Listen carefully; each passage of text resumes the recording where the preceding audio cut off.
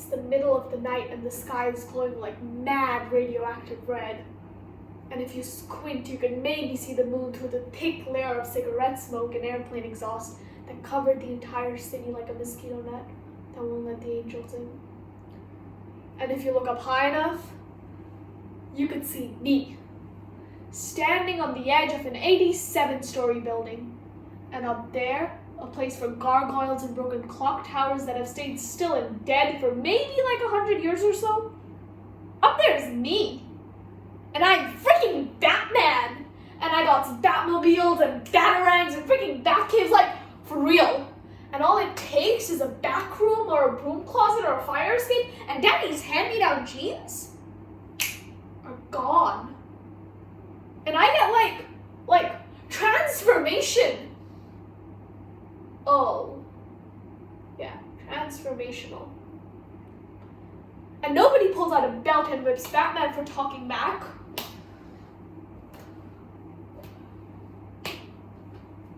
Or for not talking back. And nobody calls Batman simple or stupid or skinny. Because Batman doesn't mean nobody no harm. Ever. Because all Batman wants to do is save people and maybe pay out well as bills one day and like die happy and maybe get like mad famous. I don't know. Yeah. For real. Oh. And kill the Joker. Yeah. Anyways. Tonight, like most nights, I'm all alone. And I am watching. And I'm waiting. Like an eagle. Or like an eagle. And my cape's flapping in the wind because it's freaking long and my pointy ears are on and that mask that covers like half of my face is on too. And I got like bulletproof stuff all in my chest and no one could hurt me and nobody is gonna come between Batman and justice. From where I am, I could hear everything. Somewhere there's a man in a janitor's uniform, stumbling home drunk and dizzy after spending half his paycheck on 40-ounce bottles of twist-off beer and the other half on a 4-hour visit to some lady's house who lives on a street where all the lights have been shut out by people who'd rather do what they do in this city in the dark. And half a block away from Janitor Man is a group of good-for-nothings who don't know no better, waiting to beat him up with rusted bicycle chains, even if they don't find a scent in him. Which they won't. But they don't count on me. They don't count on no dark night. Because they'd rather believe that I don't exist. And from 87 stories up, I hear one of the good-for-nothings say, "Give me the cash," real fast, just like that. Just give me the fucking cash. And I see Janitor Man turn pale and mumble something in drunk language, and so I swoop down like fast. I'm like darkness. I'm like, swoosh! And I throw a batarang at the one naked light bulb, and they're all like, "Whoa, motherfucker, who just turned out the lights?"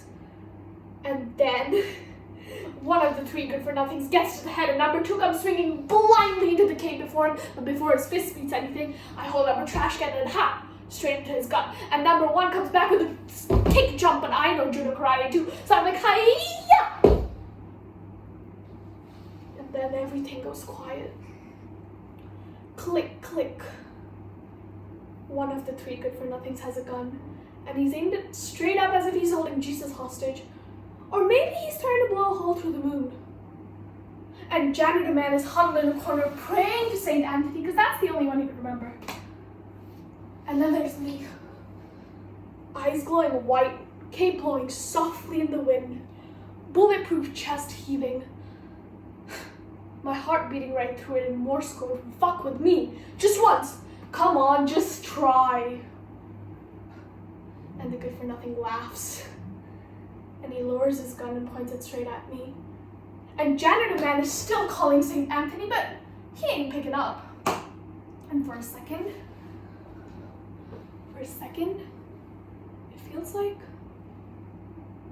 maybe I'm gonna lose. No, hi-ya! Ha ha ha ha ha! Wrist crack, neck slash, skin meets acid. Ah! click, click. And I hold a gun in my hands now. And the good-for-nothings become good for disappearing into whatever toxic waste, chemical sludge shithole they crawled out of. And it's just me and Janitor Man. And I look him in the eye, and I say 2 words to him. Go home.